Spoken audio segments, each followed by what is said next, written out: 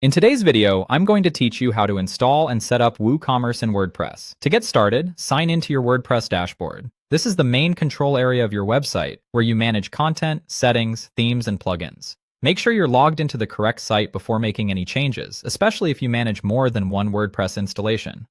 Once you're inside the dashboard, look at the menu on the left-hand side and click on Plugins. This section is where you can view all the plugins currently installed on your website, as well as add new ones to extend your site's functionality. After that, select Add New. This will open the WordPress plugin library search page, where you can browse and install plugins directly from inside your dashboard.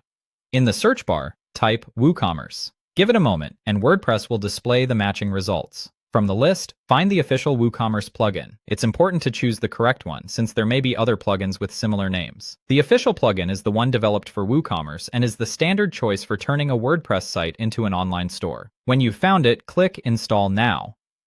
WordPress will begin downloading and installing the plugin automatically. This usually only takes a few moments, depending on your hosting speed and internet connection.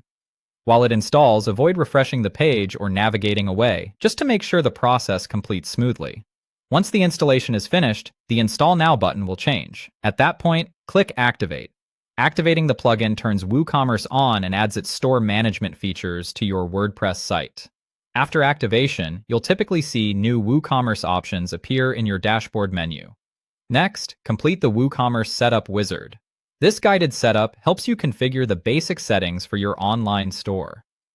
As you go through it, you'll be asked for essential store details, such as your business location, the type of products you want to sell, and some core store preferences.